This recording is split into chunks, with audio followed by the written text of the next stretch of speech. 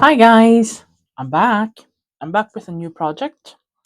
I thought that it would have been fun to make these wee slippers together with the 32 needle machine.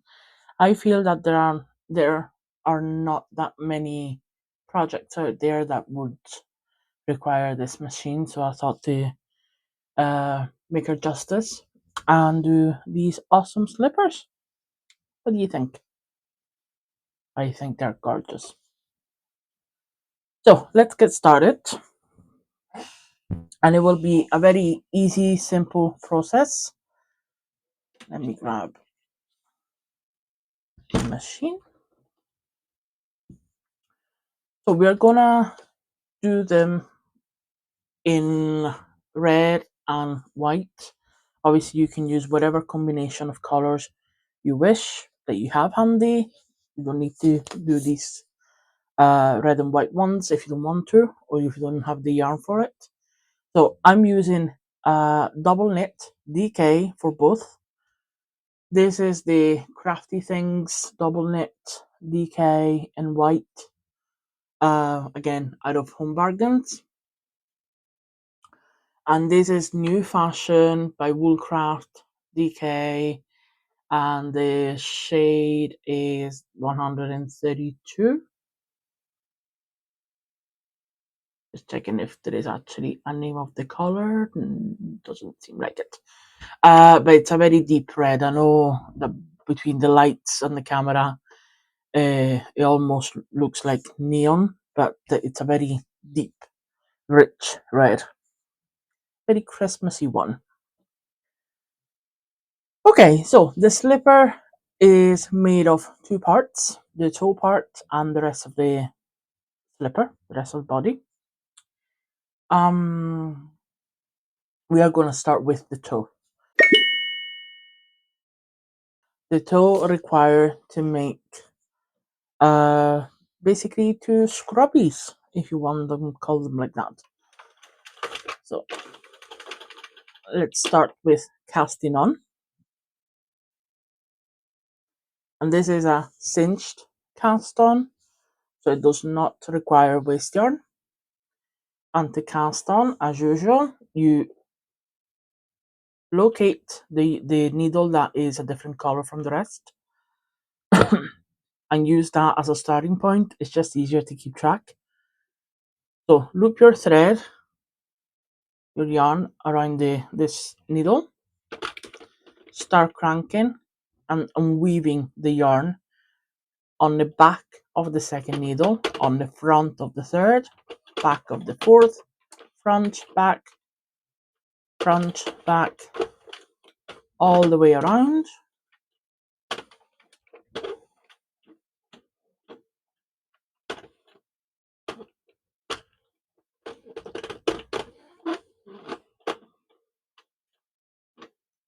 Okay, you always need to finish at the back of the last needle before your white one in this case. Also, you will see here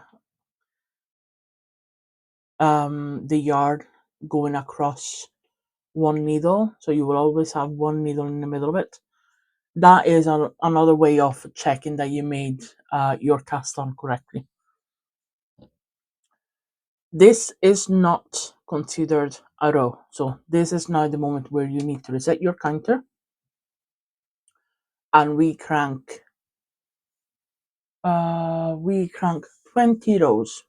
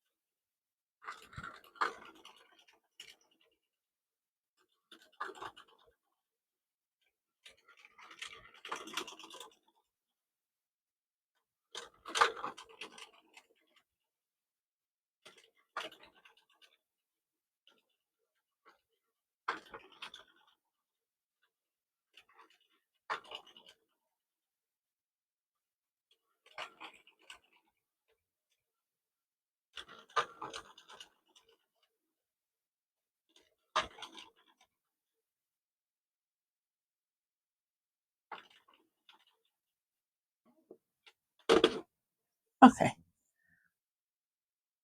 this is my 20th finished. Now you need to cut your yarn, but leave a tail because we need to pick up the stitches. Um, if you're not used to it, if you're new to the craft, the best way to gauge how much yarn you would need is to just make sure that the length of the tail goes around your machine like this. But I will tell you now that this will then still be too long once you cinch it. But again, that's it's your call to make because obviously you know how. Mm, oh my words! How experienced you are, so you might be more comfortable in a shorter length. So now grab your needle, feed the yarn through,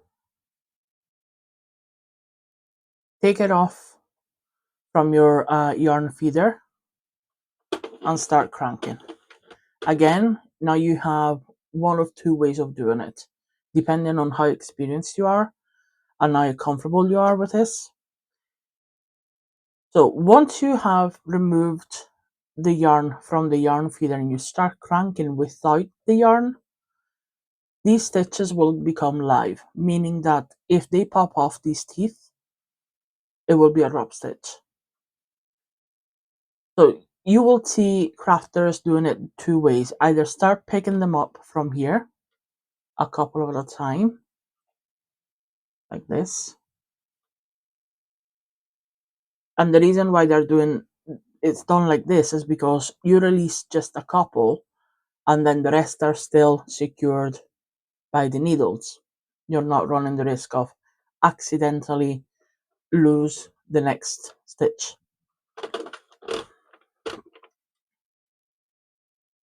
We can do it this way.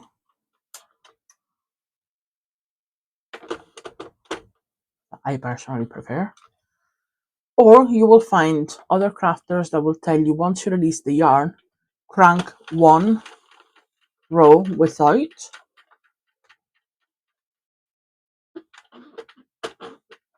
So now there are all live stitches. Now what happens is this. If I didn't pick up these stitches at the very beginning, you would run the risk of losing this if you crank slightly too far because now you all have live stitches around it. So I always like to actually pick them up from this side slowly while I crank. But even if I wanted to do the whole round like now, I would still pick up a couple of stitches before doing the rest of the round, if that makes sense. I hope it does. But anyway, now there are all live stitches. So you can actually pick more than two at a time.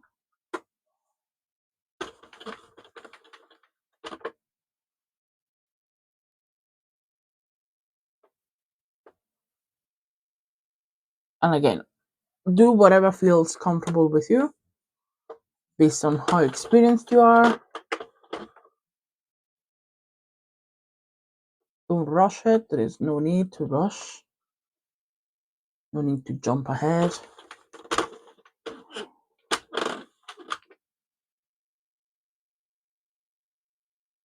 Like I just did.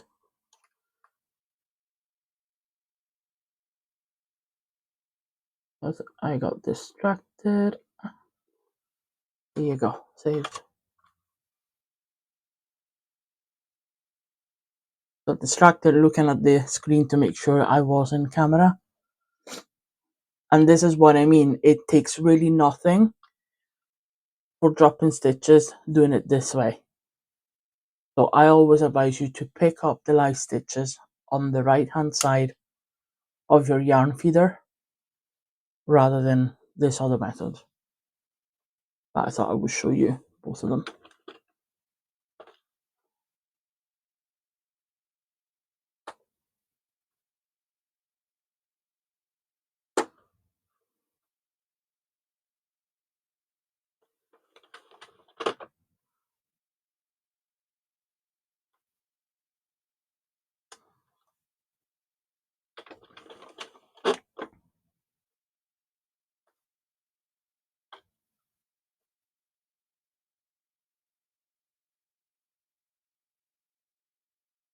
Here we are. Okay, so this is our first toe piece. Just stretch it as usual. Pull on the tails on both ends. So cinch it closed, making sure that this part here doesn't fold on you, doesn't bunch up on you. See like it's doing here. So go inside, just pull it a little bit, straighten it up a little bit. And once it's like this, you are putting the two cinched ends together, almost like if it was a hat. But obviously, there is not enough to make a hat.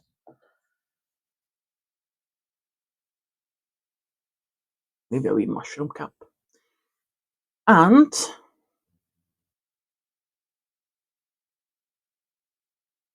pull through one of the tails through the middle of the other end.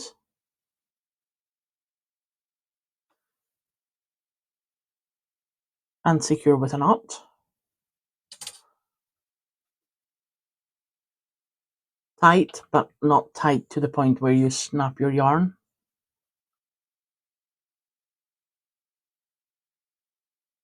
Okay. Just handle it a little bit to smooth out those creases that will still be there because obviously that's the nature of it, but just a little bit.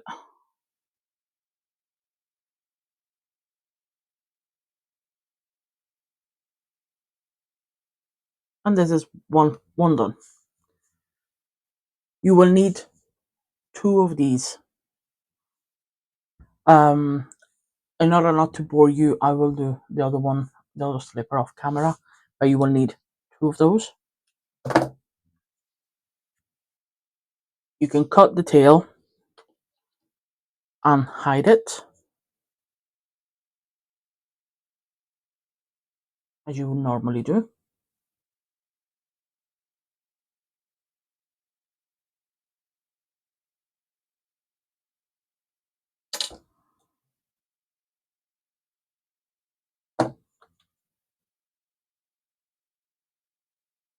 Okay. Now we can go ahead and make the body. Again, it's you will need another two of those. There will be two tubes of 70 rows each. But I will show you how we can make two tubes in one go. So with one cast on and one cast off.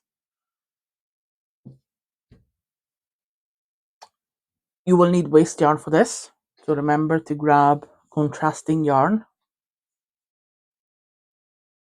And for the body, we will use the red yarn. So I'm going to start with positioning my needle, my first needle at the front of me. I'm going to grab my black yarn that I will be using as a waste yarn. You cast on as usual, back and front, like we did just before, so refer back if you don't remember.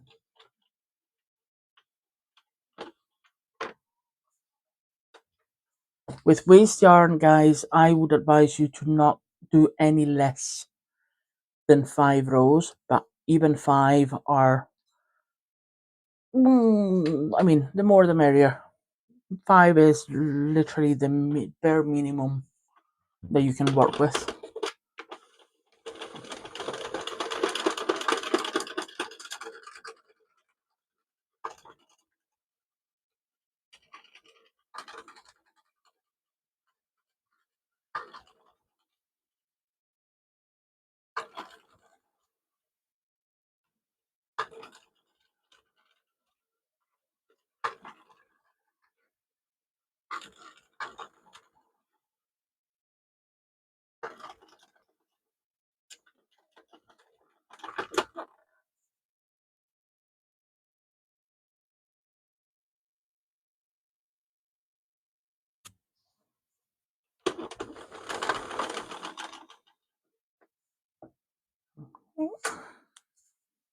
You cut your yarn. Once you're comfortable with the number of rows for the waist yarn, cut it, put it inside the machine, and then grab your main color of yarn that you want to work with.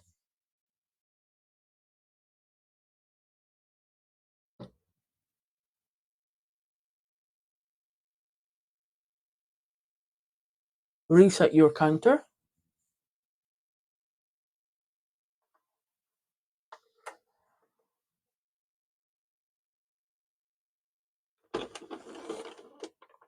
And you crank 70 rows, 70.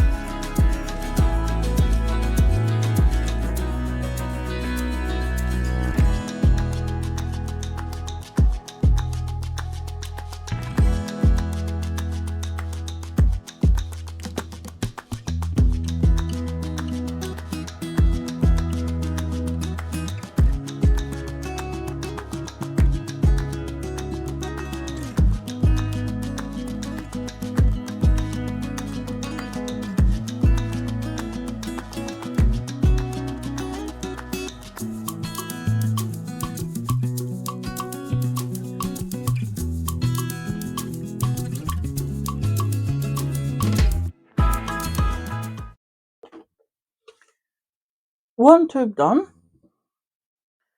So what you're gonna do now is you're gonna cut your yarn, put it inside, grab your waist yarn. Sorry guys, today all my yarn is coming out all in knots. So you grab your waist yarn, bring it in. So look at it as a change of color. Crank another five to 10 rows.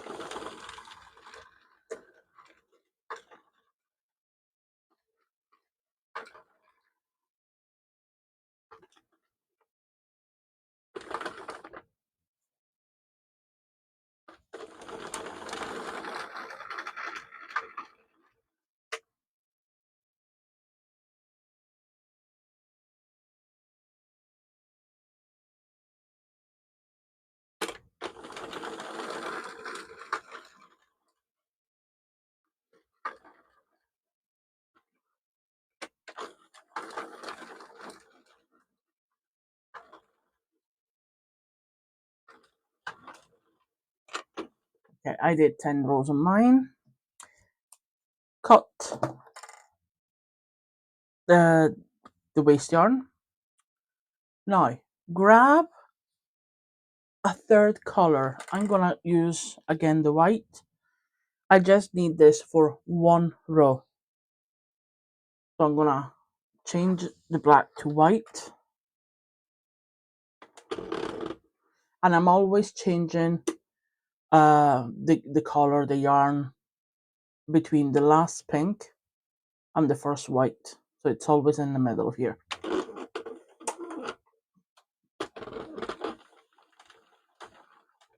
You do one row only.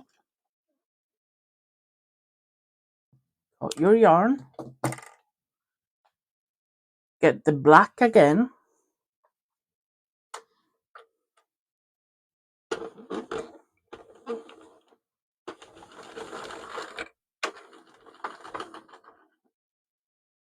and crank another 10 rows. In the meantime, you wanna just do this with your yarn because it's starting to um, touch the surface.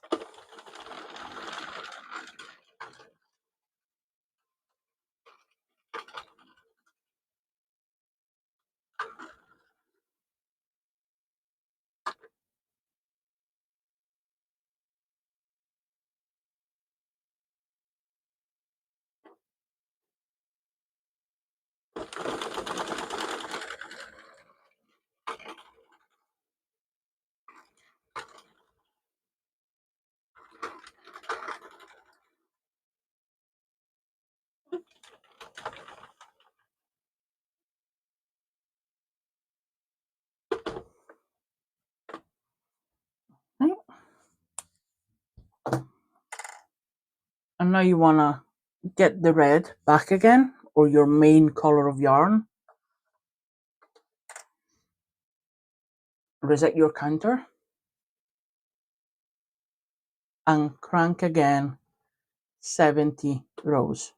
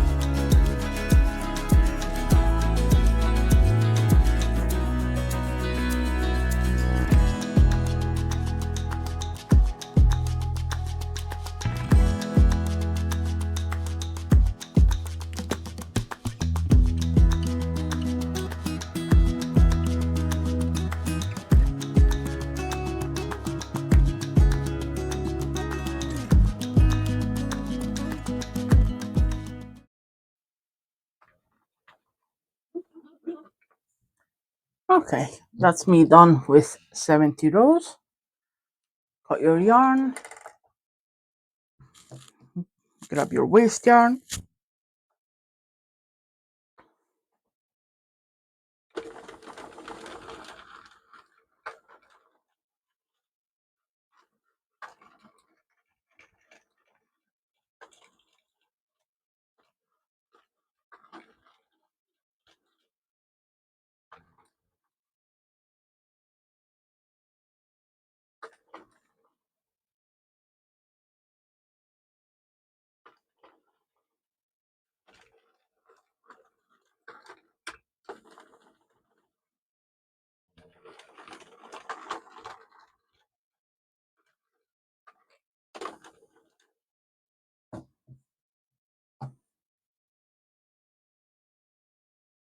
cut your yarn. Now, before you cut your yarn, I'm giving you a choice here. I'm not going to do it, but it's up to you. Being this the cast off edge, we are not, once we cut the yarn, we would technically just crank an extra row and you will see the project just falling from the machine. And that's what I'm going to do. But that also means that all the stitches are live, so they can very easily unravel. If you don't want to have that worry about stitches unraveling, what you can do is cut a little bit of an extra tail of waste yarn, grab your needle, and pick up the stitches. Sorry, pick up the stitches like you would, like we did for this piece here. Without cinching it, just pick the stitches up. That will secure the stitches so you don't have to worry about them unraveling. I'm not too fussed about it, so I'm gonna just cut it, bring it in, crank it out, and that's the project falling off of the machine.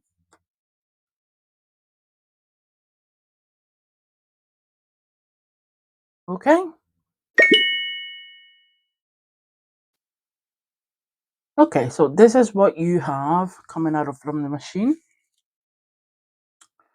So what you want to do is unfold the donut.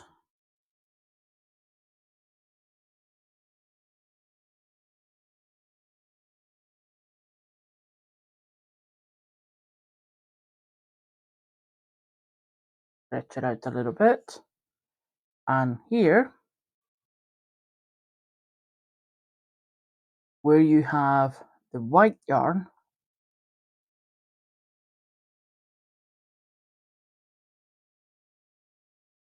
I like to unravel and pick a couple of stitches out just to facilitate.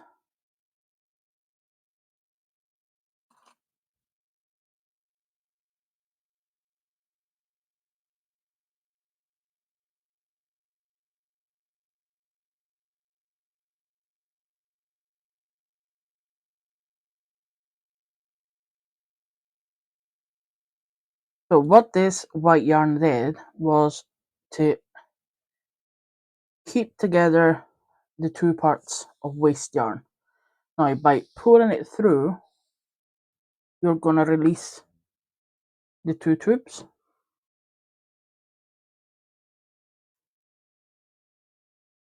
And now you have two separate tubes. You can use this technique even at this point here, when you are about to, after you cast on with waste yarn before starting your actual project, and at the end before adding your waste yarn. That will just accelerate the process of taking off the waste yarn, because you just pull this thread through and then you can just remove the waste yarn in one block. I tend not to use that technique. I don't feel it makes my life any easier, but again, I guess it all depends a lot on what you're doing and how many of them you're doing. In this case, I just thought it was convenient to use it, so we could just uh, crank in one go two tubes.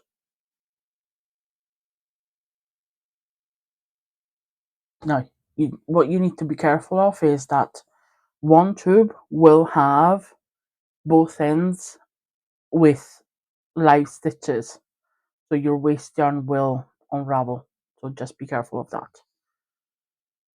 Okay, so now, like every other tube, you need to close it flat.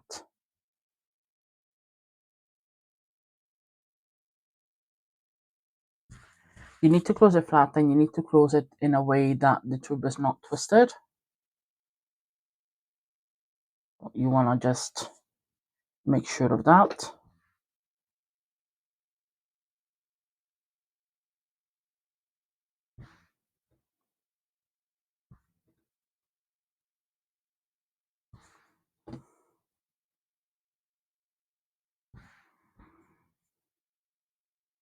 So the way you can do it is this. I try to pinpoint the part where the start and finish of the row.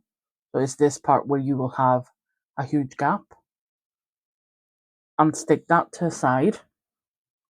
So on one end, and then just follow the row down and make it as straight as possible, because if one end is straight, then the other one should be too.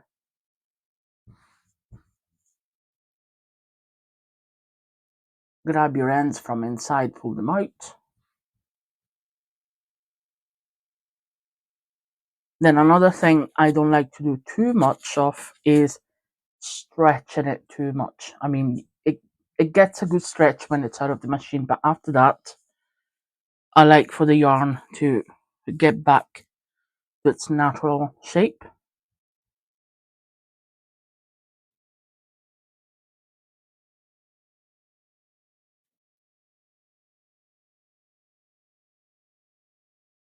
As you need to work with the yarn, not against it.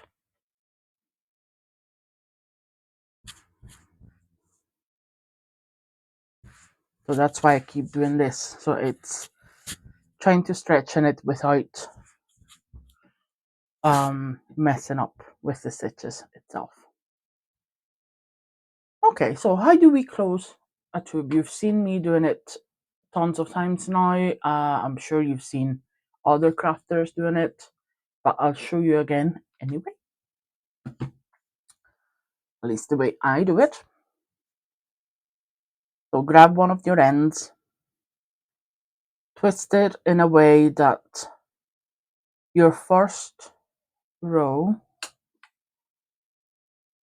so this here, of main color of yarn is at the edge.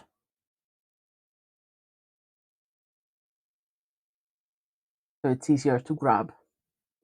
You will need a crochet hook. Doesn't really matter the size. I like to use, and this is UK measure, so I'm not too sure what's the US correspondent, but I'm usually using the 4.5, give or take. I think that's the most comfortable size for me to use. Anything smaller would be just too small, and anything bigger would just be too chubby to use for picking up the stitches. So what you want to do also, and again, it's more for beginners, but still good practice for anyone. You want to start looking for your first and last stitch of where you began the row. So you see your tail coming out from the waste yarn here, and just next to it there is a stitch. So that's your first stitch that you need to mark. And I mean, again, you don't need to, but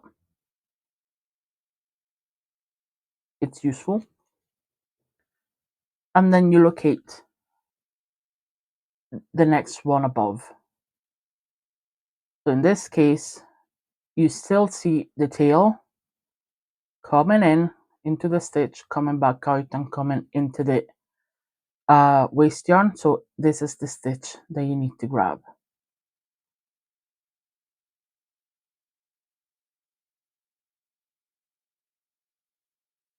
And what this does, it allows you, once you get to the end, because you're going to close from the right to the left,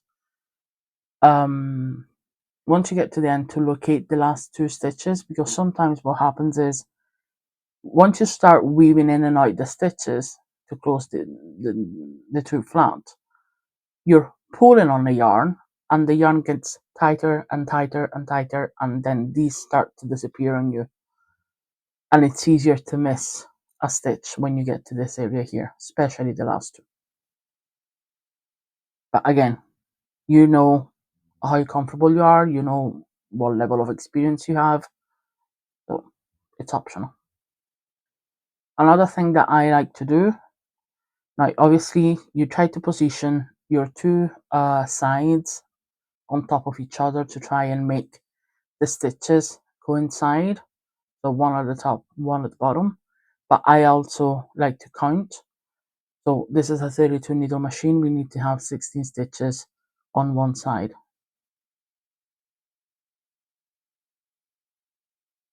Okay, so this is number 16. So I'm bang on the middle half, and now it's time to close it. So grab your hook and insert your hook in your first stitch that is closest to you. Then with the same hook, you go above and you grab the second stitch that's right above the first one you picked. Pull the second stitch through the first one. Okay, so now what you need to do is alternate bottom, top, bottom, top. It's like a zigzag kind of pattern. So you grab, this is your top one. Now you grab the bottom one and you pull it through. Now you grab the top one and you pull it through. Another thing that I like to do is put my index finger in the middle, and this will allow me to pinch each side of the tube. Not too hard, but tight enough um, to allow the yarn not to tighten. Not, how can I explain this? Is just to make sure that my yarn stays in place, if that makes sense, rather than just pulling it through all the way.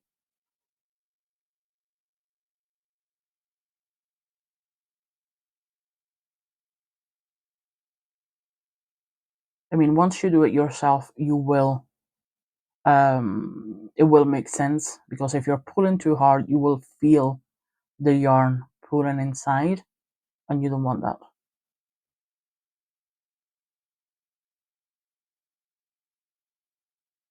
And what you're doing is pretty much braiding the yarn.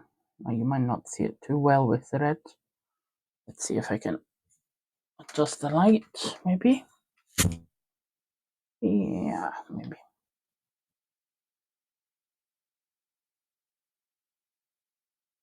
So you see, it's a wee braid.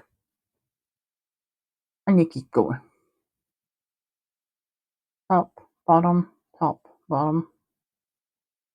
until you get to the end. And make sure that you're not splitting the yarn in the process, and make sure that you're not grabbing the waste yarn either.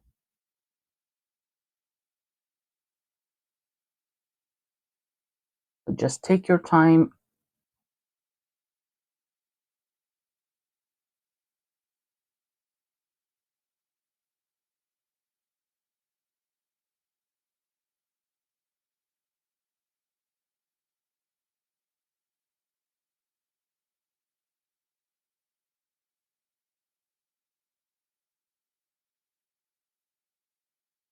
And here we are at the end.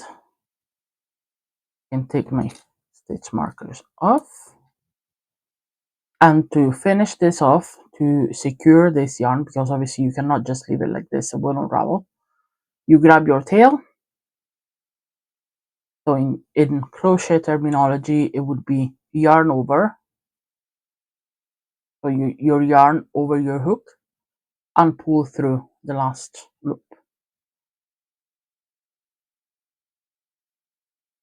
Okay, now you need to do this for all the ends of your tubes.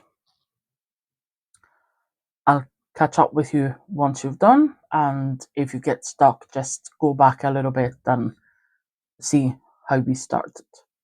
Okay.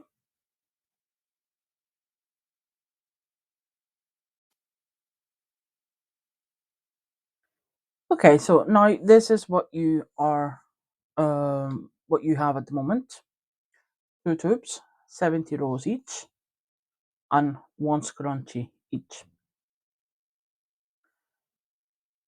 Start hiding the tails, because we will not need them. We are gonna do all the stitches, the stitching, the mattress stitch with new yarn.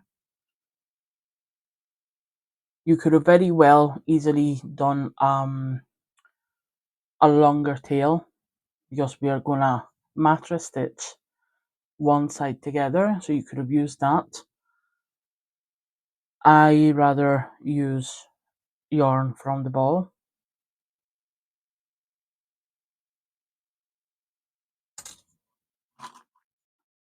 Okay. So what we're gonna do now is we're gonna fold the tubes in half, and we're gonna sew together one end.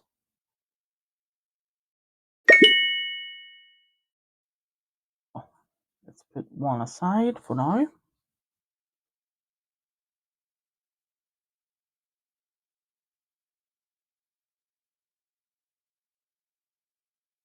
And this is the moment where you are appreciating the fact that you took your time to have your edge straight, or as straight as possible, because it will help with the mattress stitch.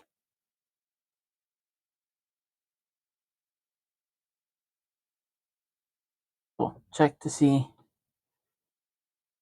you want to check to see which edge is the neater, this straighter. You want to also check to see if there is a side that maybe has a defect that you don't want it to see. So you can start already deciding which one is the inside and which one is the outside. In my case, thankfully, at least for this tube, I don't see anything major that needs to be hidden in the inside of the slipper, so I'm good. Now, mattress stitch. I'm gonna attempt to show you the mattress stitch. I say an attempt just because I'm realizing that this red yarn, it might not be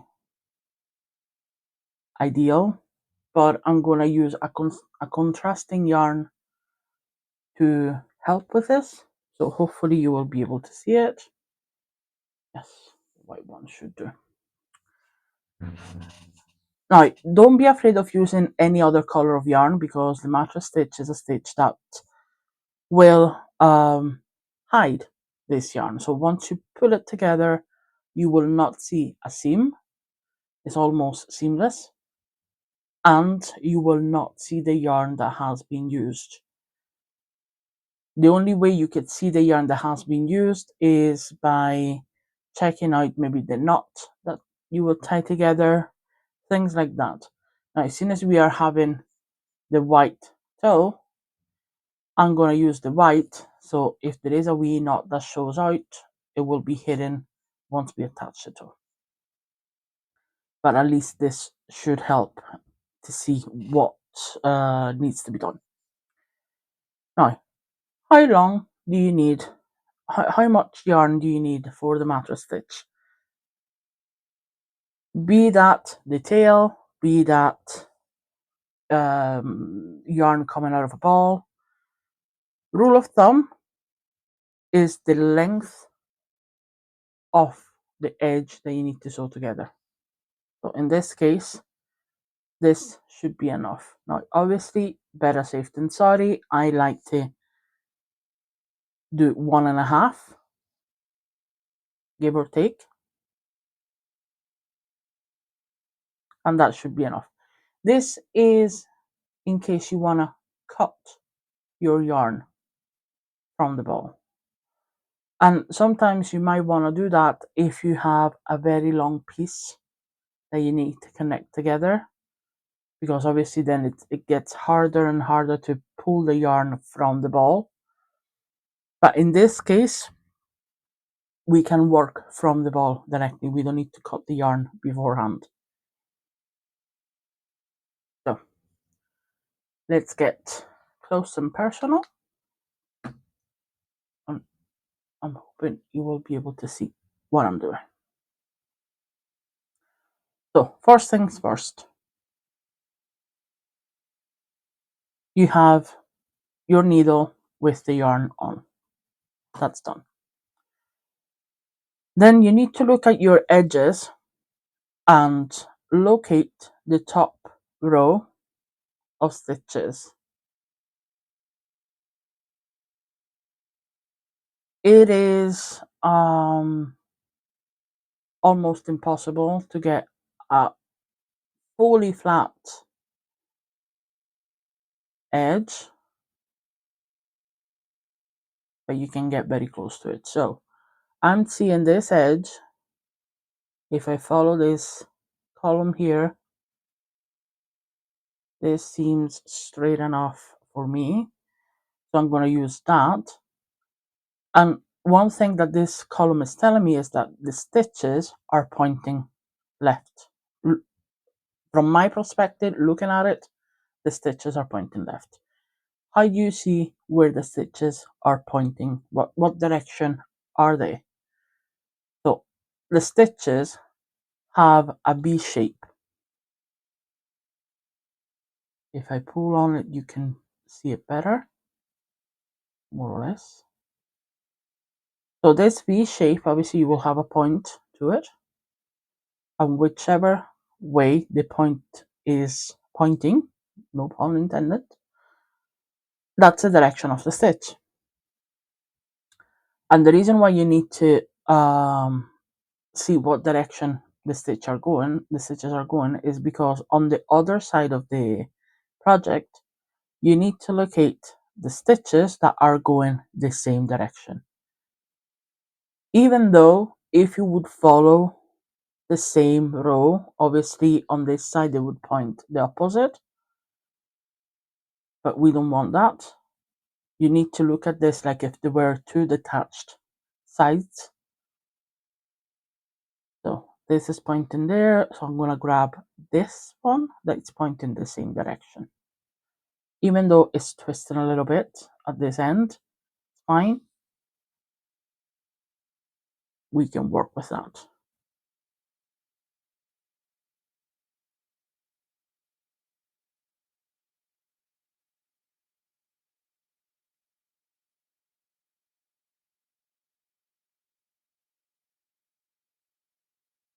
So I'm going to start the project just by threading the yarn at the very corner. So basically more or less where the knot is when I finish the closure, the flat closure. And now I'm gonna go. So I'm coming out from the side that's close to me. I'm gonna go on the opposite side and grab two stitches. The way I grab two stitches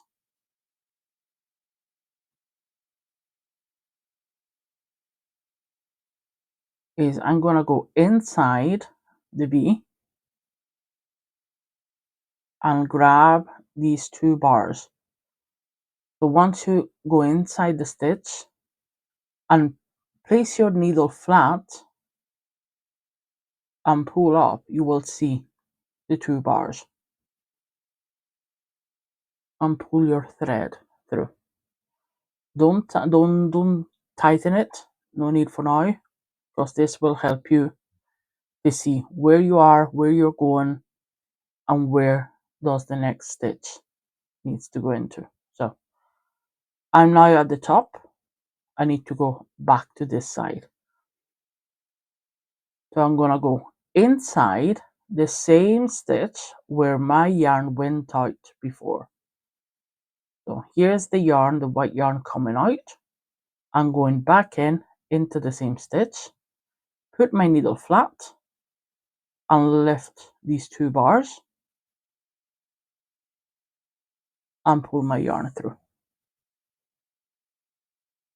Once again, I go back to the top, locate the stitch where my yarn came out from before, go inside, put my needle flat, pull up to make sure I have two bars, and thread through. And what you're doing here is you're replicating the V shape of the knitting stitch. So back again, back inside the same stitch where your yarn came out from before, and pull through. And again, it's a zigzag, top to bottom, bottom to top. Just making sure that you keep following the same row, the same column as based on whichever side you're looking at it. So follow the same row of stitches on both sides. Always pick the same number of stitches, that's 2 at a time. And always go back inside the same stitch where you come out from before.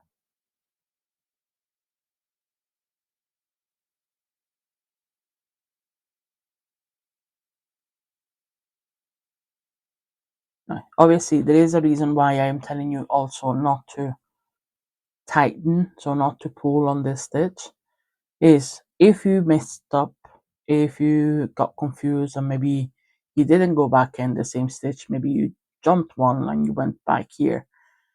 If you didn't notice and you finished everything up, this will create a wee hole and it will show.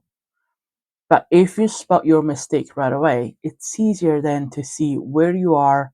It's easier to pick up the yarn, thread it back out, and start again. Now with longer project, it's a little bit more tricky, but again, it can be done. Just keep yourself loose.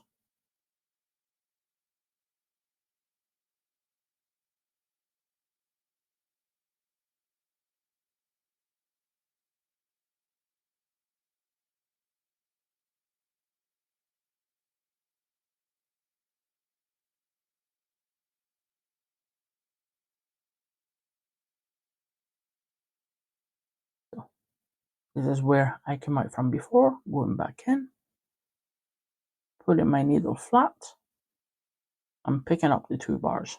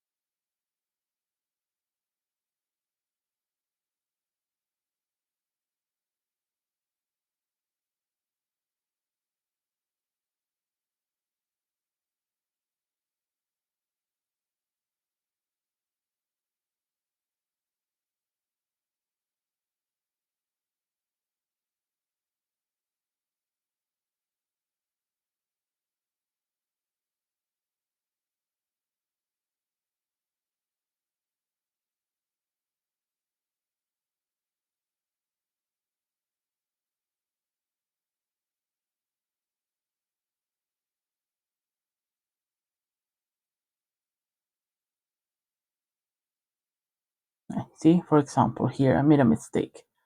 I actually went a stitch behind. I don't know if you can see it.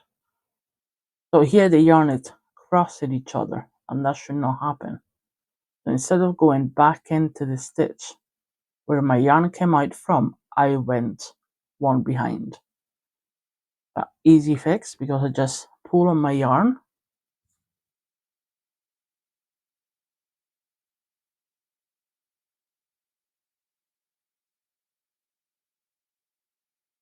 and go back in the right one. If I had this pulled tight, I probably wouldn't have spotted the mistake.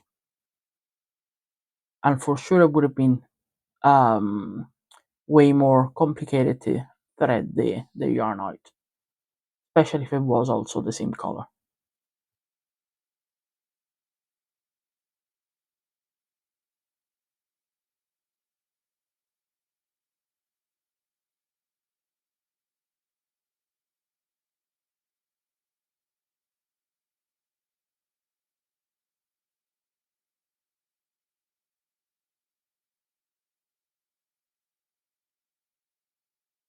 Now, when you get to the very end, obviously you're trying to put together 2 rows that are not really the same because, again, we've seen it before, right? It's not really the same column, but it's not a problem. Once you get to this wee corner, you're just picking up the stitches that make more sense, that are still on the edge.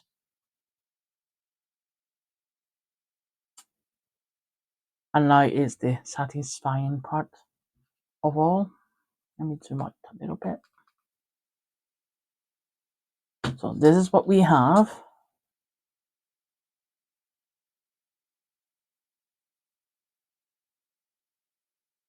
And now if we pull on both ends,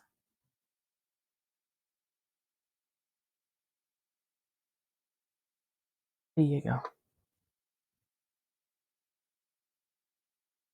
I love this stitch. And another thing, obviously being a small project, it's easier. I still have this yarn coming out from the ball, so I don't want to waste it. So I can pull back and pull back on the tail. So this is a tail. Because I only just need enough to tie a wee knot and secure it in place. No need for that much yarn to be wasted.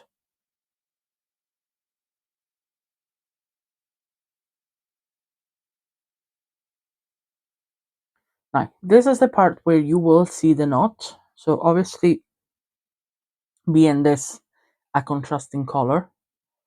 So what I will do is obviously it's on the, how you call it, on the base of your foot once you're wearing the slipper. So either way, you're not going to see it. But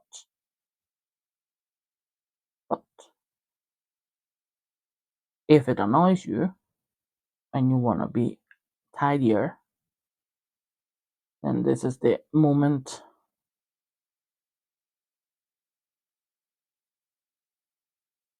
that you want to tie the knot, secure the yarn, hide the yarn, and once you're done, you're going to flip this inside out. Another thing that you want to do before tying a knot on this end is stretch it a little bit, so you have the yarn inside, this yarn inside, not pulling on anything.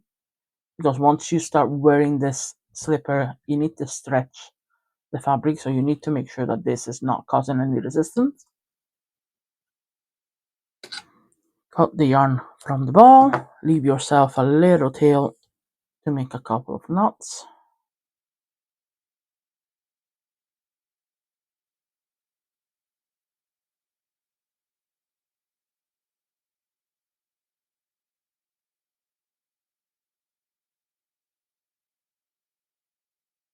And as soon as I'm gonna flip this inside out, I'm making sure that the knot will be on the edge that is gonna be inside. Again, we are still need to add the toe piece, and that will hide the white yarn anyway.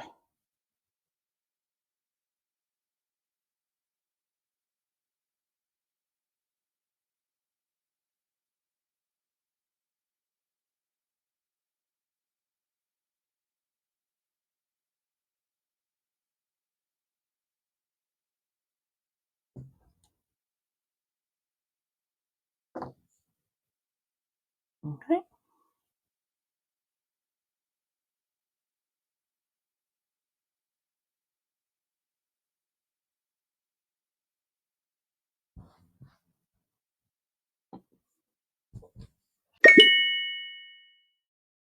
And now we need to attach the toe. Now, the way I like doing it is this. Bear in mind, this comes out of the 32 needle machine, meaning that you should have 32 stitches around. These are the two sides of the tube put together. So if a tube has 16 stitches, double that is 32, meaning that you should have the same amount of stitches on each piece. So this should be able to close, shut all together. I'm telling you now, sometimes it doesn't work just because the way the stitches are, um, the way the stitches are, you might miss one, grab two, things like that. So don't be too worried about it. Obviously, try to pay attention of what you're doing, but at the same time, it's not a big deal. I mean, as long as you get as close as possible as sewing the two pieces together all around the toe part. So the way I do it is I start from one corner and then just follow along. And the way you want to do it is this.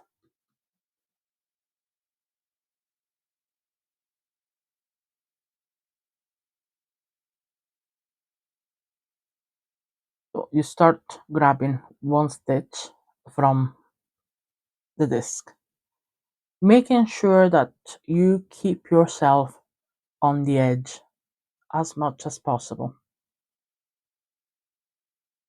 Okay, so grab one,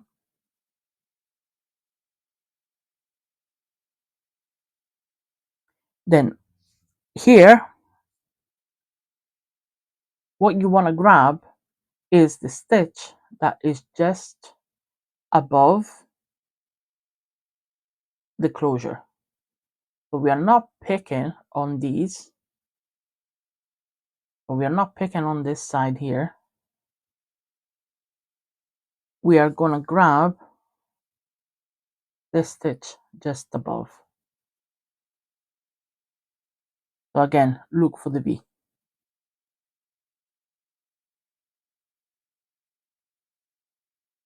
So it is one stitch from the disc, one stitch from the tube.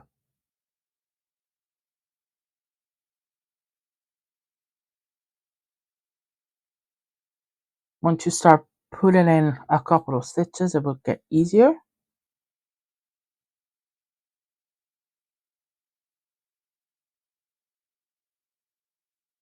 And keeping it loose so you can hopefully see what's happening.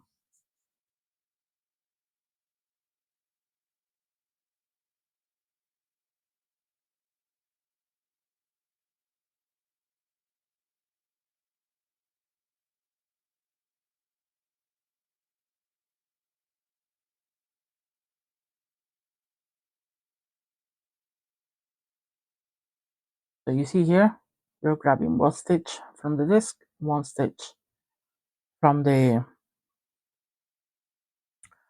tube.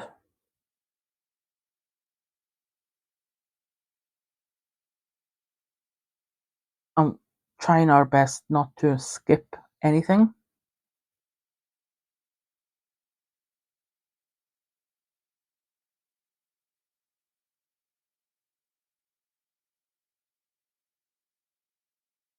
Now, another reason why I told you before to locate any imperfections that you want them to be in the inside is because now that we are sewing these two pieces together, the way that we are doing it, it will create this wee lip in the inside because this is the part where we closed the tube flat. So this wee edge will be inside.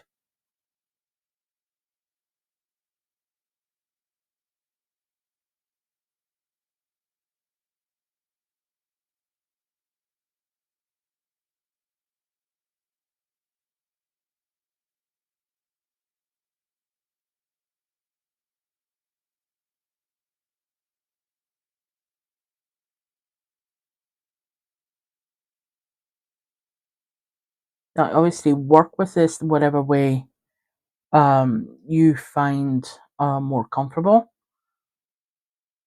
I'm actually finding this laying it flat easier to see what I'm doing. It also depends on the yarn that you're using. When I did the black and white one, I must say with the black I was struggling a little bit to actually see the stitches.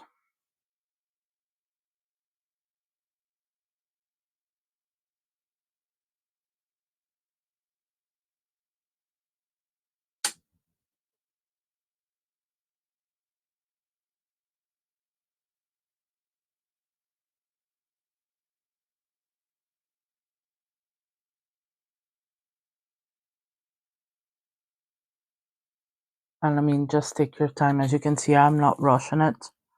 And I'm not rushing it not just because I'm doing the video, I'm just not rushing it.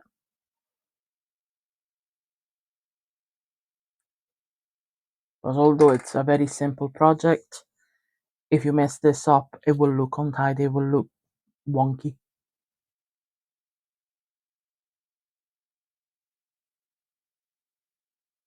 And there is always a little bit of give, like a leeway, like a little bit of flexibility with the yarn. So, I mean, obviously, if you skip a stitch or you grab two or something like that, it's not too big of a deal. But if you're messing up the entire round, then it will not look right.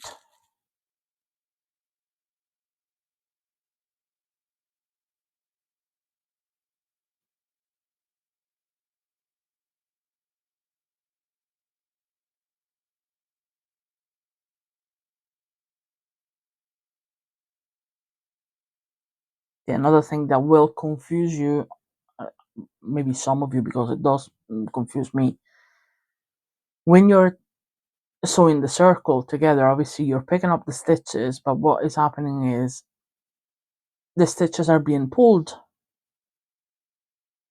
So when you're trying to locate the following stitch, you have this massive gap, and sometimes it makes you question, have I missed something? So that's why I'm telling you, just go slow, go loose.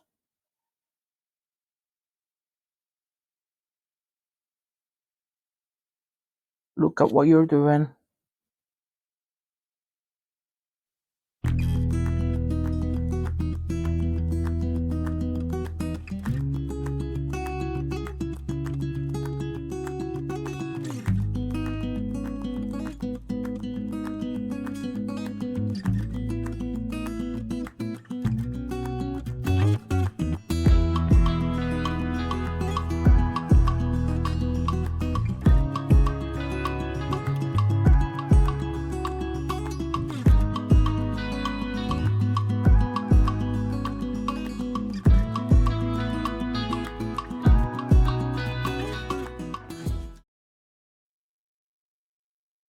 Okay, so this is how you should be ending.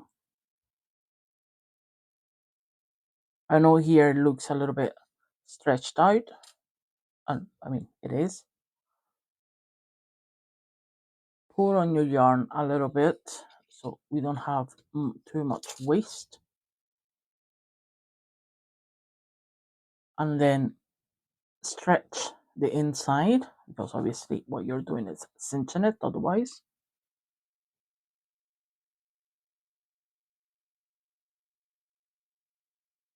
Okay,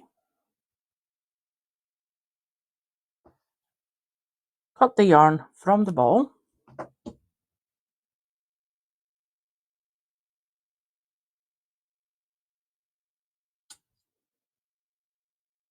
Then what I like to do to try and avoid to cinch the toe part is grab one tail, bring it back and do a wee knot at the very back. We secure one tail.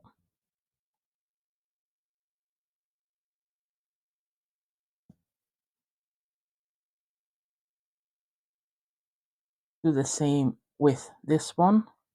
So pull a little just to push together the two sides. And on the back, do a wee knot to secure the tail in place. And then what I'm gonna do is I'm gonna grab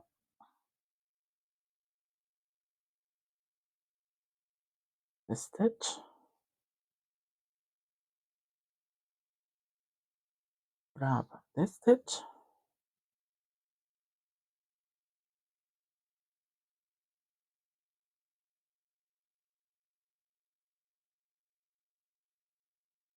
and basically you're sewing together the two ends in order that they match.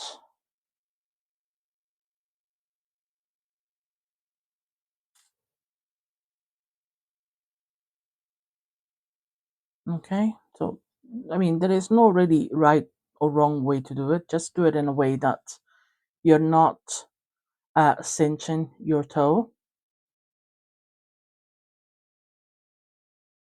So obviously you need to secure the two tails first.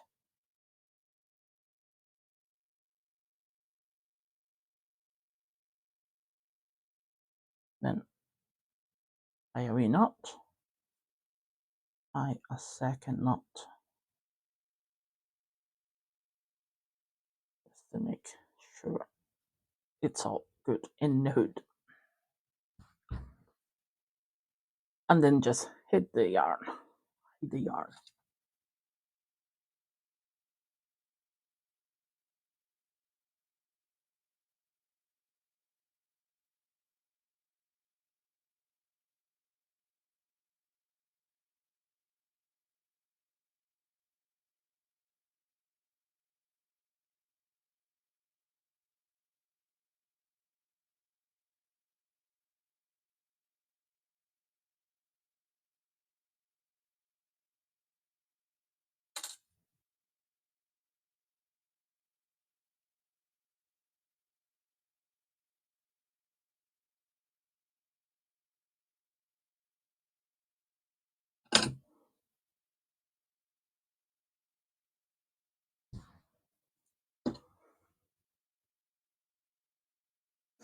Okay, so this is the base of your slipper.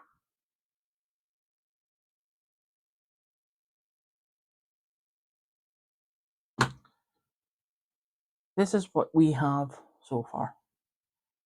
Now, at this point, you can do whatever you want. You can decorate this whichever way you see fit, whichever way you fancy, your imagination wants you to do. I mean, I my very first slippers done like this on the 32 were these. So my usual crochet border, then I put 6 loops together and tied a lace up. That's a chain. It gives a little bit more of a sneaker approach, kind of. Another one was this, very similar. Again, crochet border, and this is becoming almost my signature, but this is the way I done this. And then I thought, let's try to make something different. And this is how this came about. And I thought is stinking cute. So we are gonna do this now together just to finish it up. But just to make you aware, you don't have to. If you think of anything else that that you wanna add to it, go for it. This is the base that you start with. So this is your slipper done. Anything beyond this point is decoration, and it's your choice to make. But nonetheless, we are going to make together the bow, and I'll show you how I attached it to the slipper.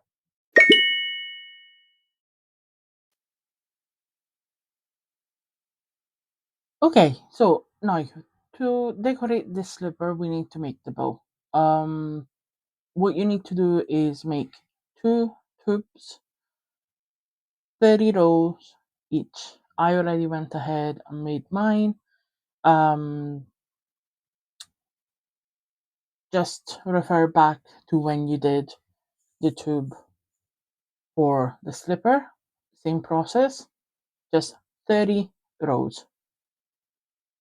Close flat as we did before and hide the details. Now I chose to do mine white just because I feel that there is an awful lot of red already in the slipper. But then again, it's your call. This is just decoration. So whatever you feel um, that you want to do, up to you. But what we need to do now is crochet a border around it, and obviously I will use the red in this case. And to crochet the border, you do a slip stitch around your crochet hook,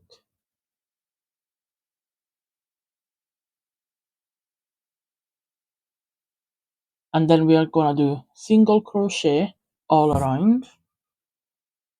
Now, I always said in all my videos so far where crochet is involved that I'm not a crocheter, so I will not be perfect.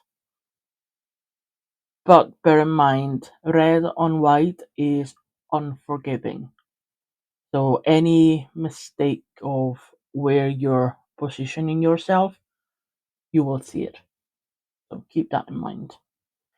So what you want to do is pick a spot where you want to start. I like to start in closer enough to the corner. And on the top and bottom edge, the ones that you close flat, make sure that you're picking up the stitches, the actual closed edge, if that makes sense. If you go any further down, that is when you will see the mess-ups. So to start, you have done your slip stitch on your crochet hook. So you have one loop on your crochet. I'm gonna put my crochet through the first stitch that I want to start with. Grab the working yarn, the one that's connected to the ball. So make sure that the wee tail is out of the way. Yarn over, meaning that you are putting over your crochet hook your yarn. Pull through. Now you have two loops. Yarn over and pull through again. Pull on your wee tail just to tighten up. And that's your first single crochet. And you keep going all the way around. So you go inside the stitch. So you're always starting with one loop on your hook. Go inside the stitch, yarn over, pull through. You now have two loops on your crochet hook. Yarn over and pull through both of them. Try to keep an even tension, and you just keep going.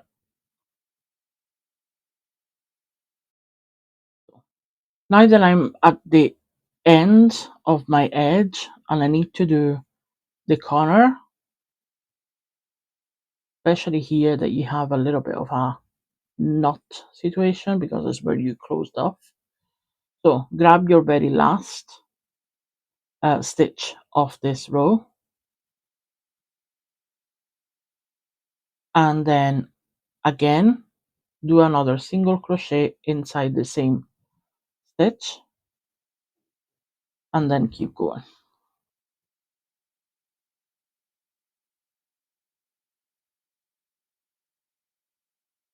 On the side edges, same principle as everything. So try to keep yourself on the same column from start to end. Otherwise, you will twist your project.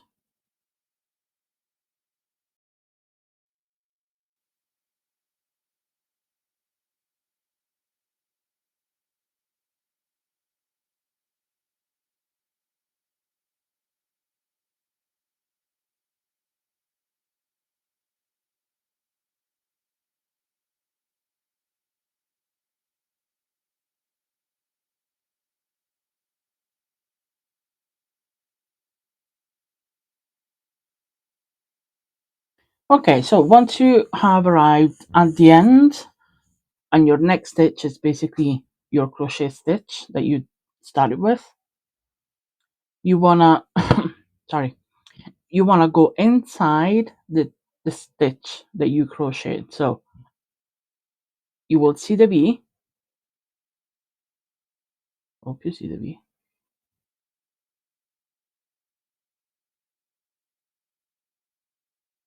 You might not see it well in camera, but you will notice that your border has created all V's around it. Those are the stitches. So grab your crochet stitch,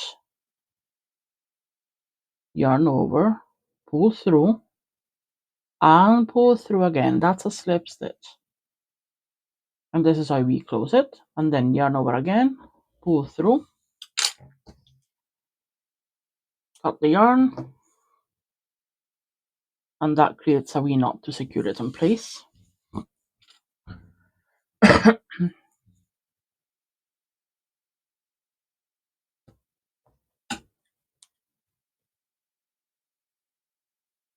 we wanna tidy this up and hide the ends.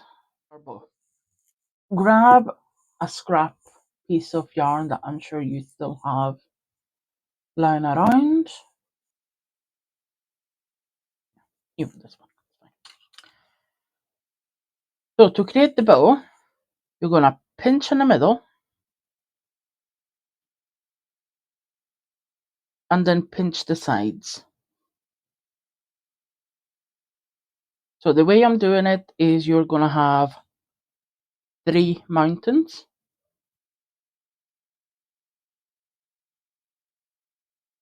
And if you pinch tight enough, it will hold the shape a little bit for you. Grab a scrap piece of yarn and just tie it across. Try to be centered. I mean, eyeball it, but try to be as centered as possible.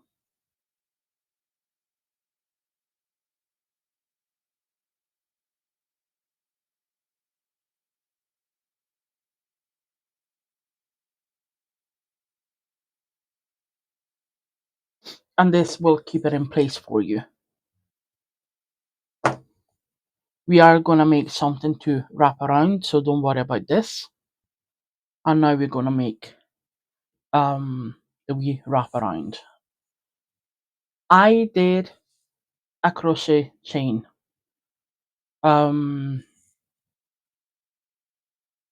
Just, I would say more out of laziness. It was just quicker for me to do this.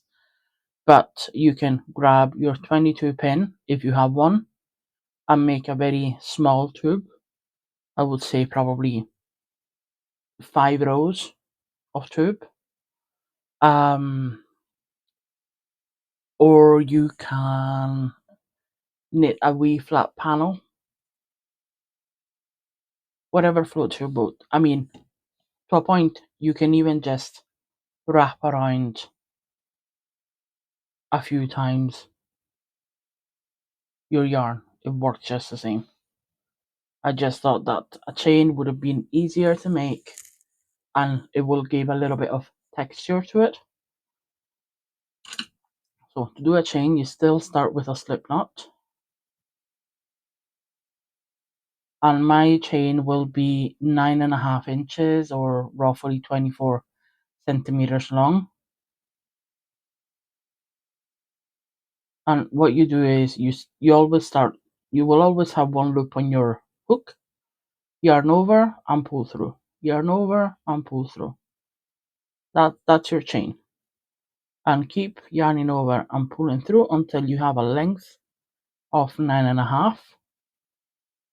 I wouldn't do any less, but if you want to do more, 9.5, it should wrap around more or less 3 to 4 times depending how tight you are with it.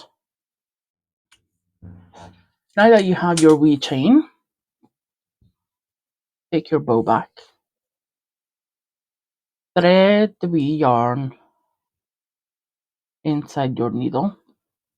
This is the way I did it. Then obviously if you find an easier way or a way that's different but works well with you, crack on. So I will thread this tail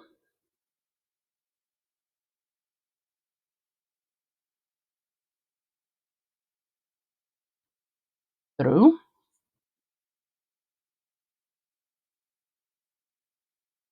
and then back in, just to create a starting point. This is where you are. You don't even need to create a knot at this point, but at least it creates a starting edge for your wee wrap around, and then you just wrap around.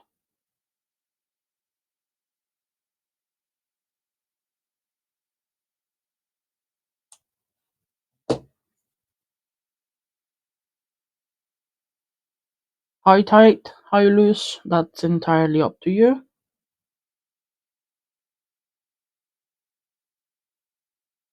Just try to be consistent if you have already made another one.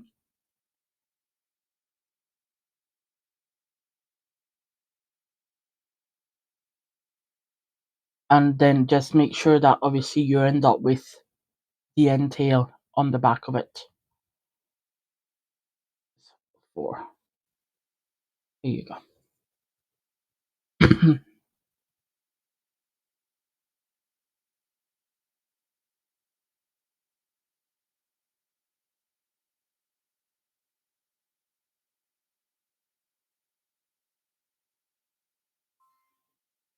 Now I'm just gonna um try and get tails to meet in the center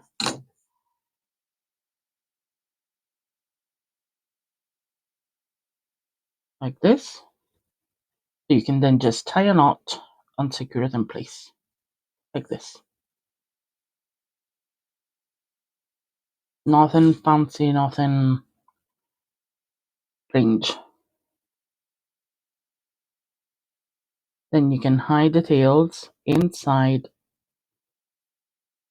the tube.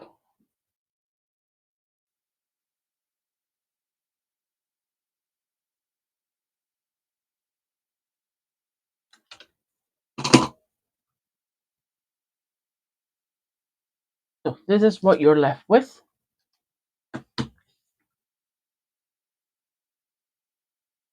So you made a tube, 30 rows with waste yarn. So refer back to the red tube that we made before. We crochet a border around it, normal single crochet, nothing fancy. And then we did 9.5 inches long chain to wrap around 4 times. What we need to do next is to attach this to the slipper.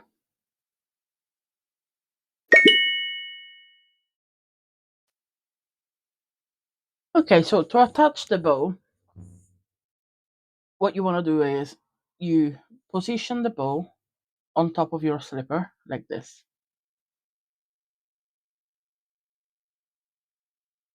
And to gauge exactly where to position this, because obviously you still want enough space for your feet to go inside.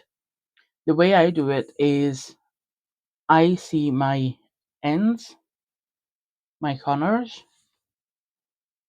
more or less overlapping the edge. Okay, so this is more or less where it starts. Doesn't have to be precise, it doesn't have to be exactly the same. We are not machines, we are human beings.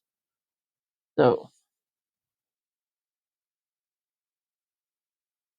making two things exactly the same, it's almost impossible. It will always be a slight difference, and that's fine. That's the beauty of handmade. So gauge yourself with this. This is where your corner should lay more or less on top. And you should have the edges 10 stitches down. So if I open this up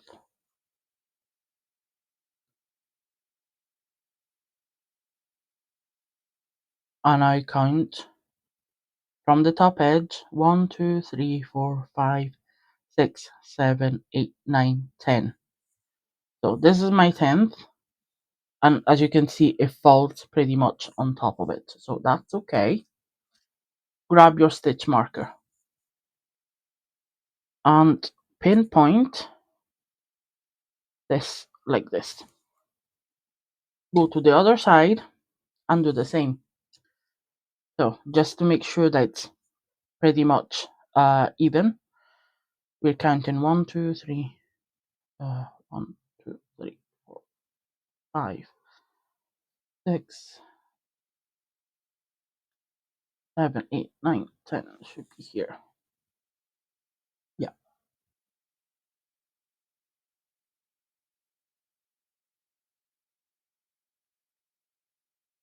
Obviously, if I turn it, probably would be best for me. So let me count again, just to make sure. 1, 2, 3, 4, 5, 6, 7, 8, 9, and then yes, it just falls there. Perfect.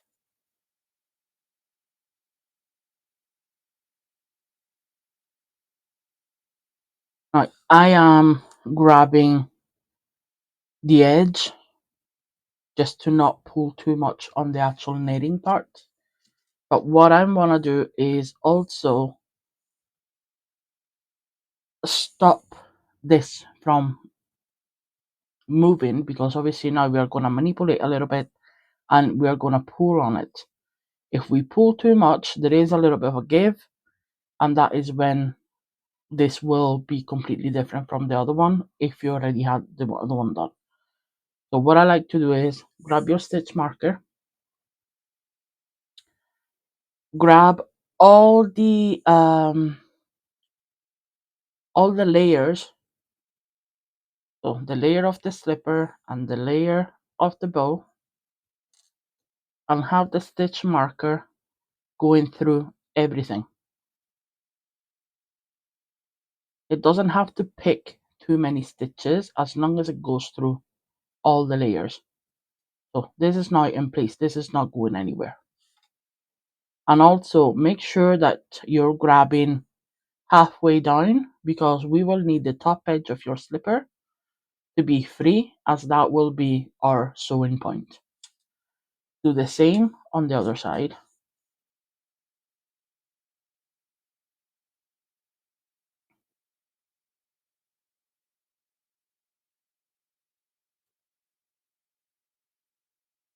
Okay, so now that is secured in place, make sure that it's not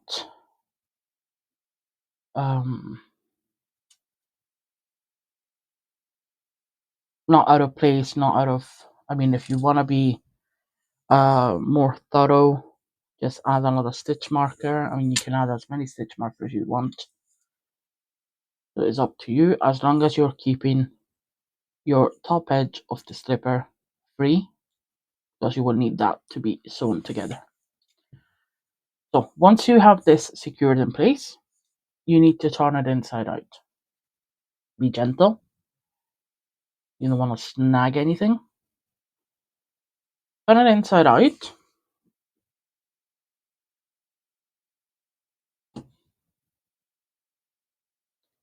and now pull a little bit on your bow,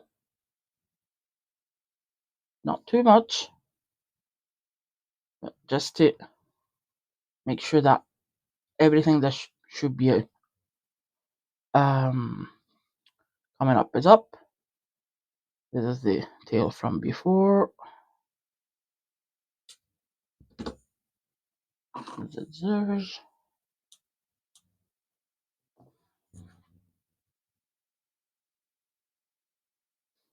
Okay, now we need to sew it together. You can use whatever scrap of yarn you have lying around. No biggie. because it's only a couple of stitches. You don't need to be super precise. And we are only grabbing the first layer of your tube, of your white tube. So let's do a sort of a mattress stitch. So when you're doing a mattress stitch between stitches going, it's not even opposite. So if you have stitches going down and stitches going sideways, the way you do a mattress stitch is you grab one stitch like this, and it's at the edge. So the stitch here is pretty much at the same level of your edge of the slipper. And then you grab the two bars from the edge of the slipper. So the stitches going up and down, you grab the actual stitch. The stitches going sideways, you grab the two bars underneath. Now, in this specific case, we don't need to be super particular in the sense of picking up each single stitch. There is no need. So I can skip a couple of stitches on my bow, grab a couple here, skip a couple on my bow, grab a couple here.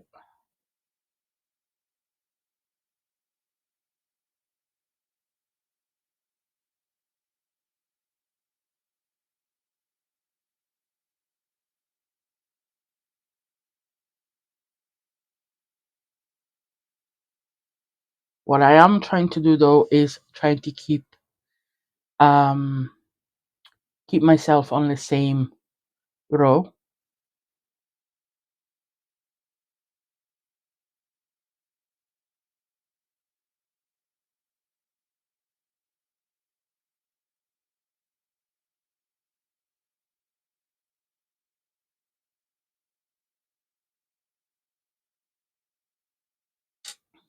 Also, what I did is I did not start at the very edge.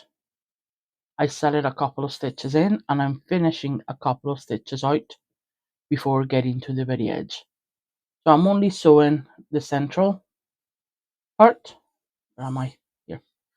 I'm only sewing this wee central part. Pull as you will and keep those like this for now. Don't tie knots, don't do anything else, just keep them there for now. Flip your slipper over. Once again, pull a little bit, not too much because again, you have that stitch marker in place for that reason. Just a little bit. Grab your other piece of waste yarn. I mean, it doesn't have to be red, it can be white, it can be any color you want. Just grab whatever you have at hand. And once again, I'm not starting on the edge, I'm starting a little bit further in.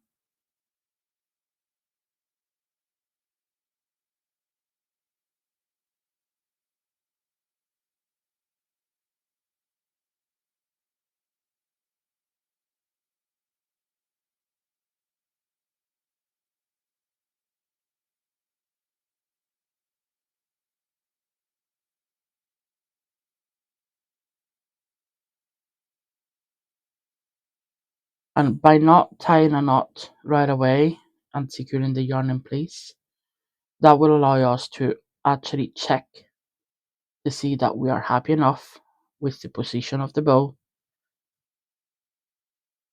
And after that, once we are happy, we can then secure everything in place.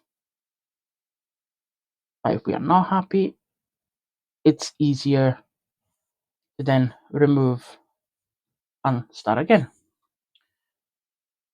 So once you have sewed everything together and you kept your yarn that you sew the edges together loose, you flip it right side out, remove all the stitch markers, just be careful not to snag on anything.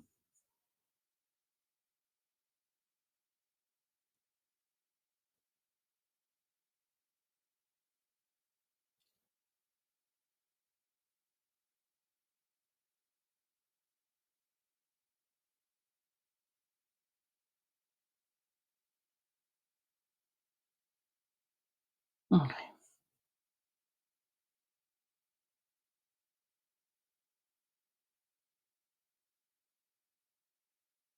So this is what we have so far.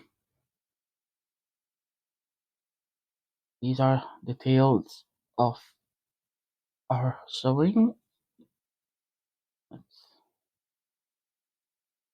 get them out of the way.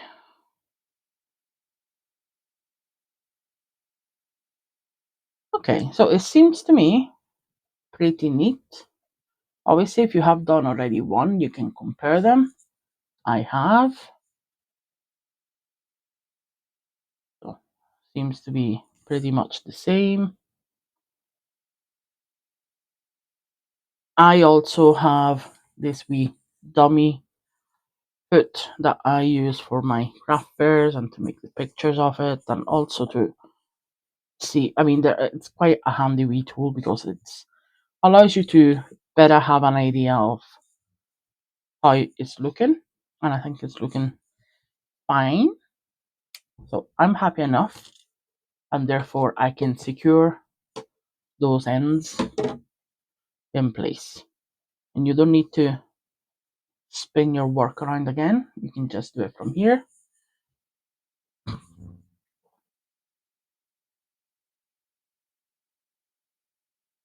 And you simply tie a knot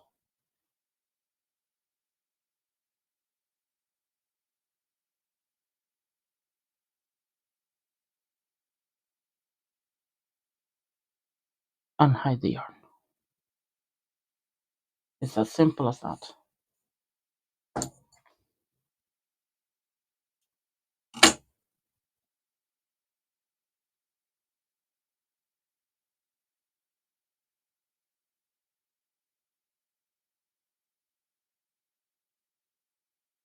My advice is just make sure that anything you do it on the inside.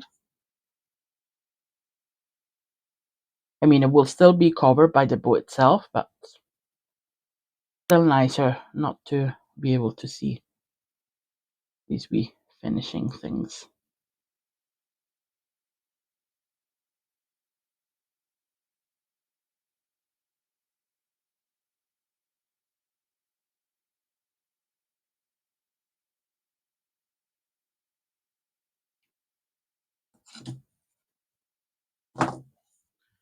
Now, I made already the written pattern for this kind of slipper, but I made it for this kind of decoration here. So I'm gonna add a section to that same pattern on how to do the bow and how to connect it. And you will find that pattern on my page on buymeacoffee.com. On my page, you will find free patterns and paid patterns. So feel free to browse around.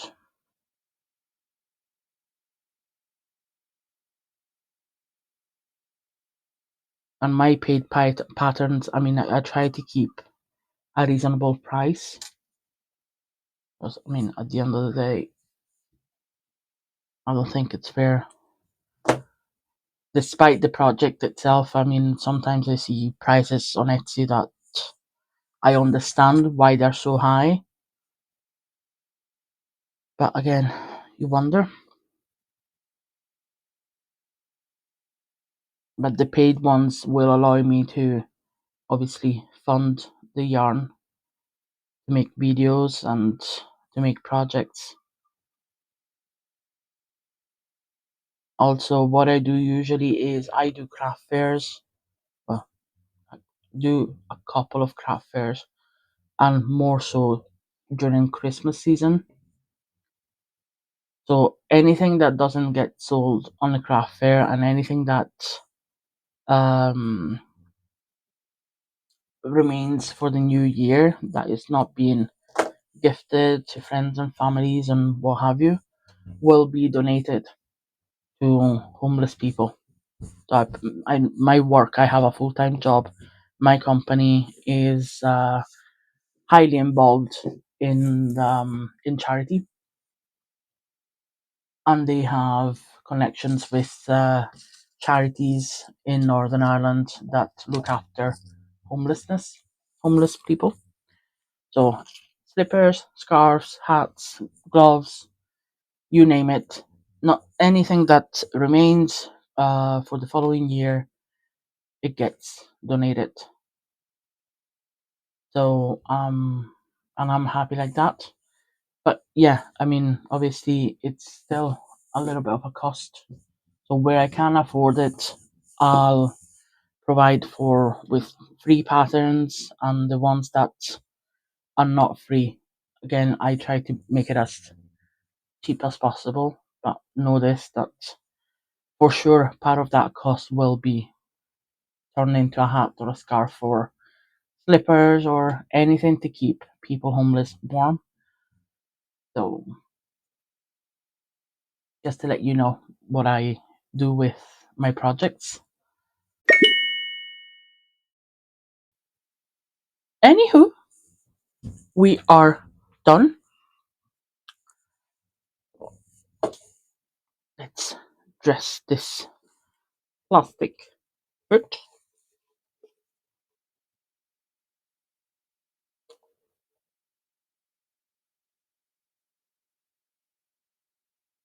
Now, obviously, these fit adult size. Um, I have in UK. I don't judge. I wear a Nate 8.5, give or take, and these fit me comfortably, so they're not falling off or anything. So, if that helps to gauge, obviously, if you need anything smaller, start decreasing the rows on the main part, but then also maybe you wanna look at decreasing also something on the toe just to keep the proportions right. But yeah, that's it. Here's your slipper. This calls for Chanel. If you haven't seen my Chanel bag tutorial, go and check it out. That was my very first video I came out with. And this slipper here screams Chanel. So I might even do a wee logo and stick it on it. But anywho, if I do that, I will keep it for myself or gift it to family member, as I don't wanna be sued by Chanel. So that's it, guys. This is the tutorial for today. I will now be concentrating myself to work on the back to basics. So the next video that will come out most likely will be about the machines, an introduction on the machines, what to buy, what not to buy, and how to start with them. So if you're interested, stay tuned. Um, Thank you so much for the support. And one last thing, if I can ask of you, if you have not subscribed yet to my channel, please do so. It helps a lot. You will hear this said by all the creators on YouTube. It really does help. Um, it helps us to keep going with our passion, to share our knowledge, to share our projects. So yeah, that would be amazing, and that is cost free. So please, please subscribe. Put a like if you liked it. Comment. I love reading your comments and replying to them. And basically, I like to get to know you more. So keep it up. And that's all for today. Thank you and bye.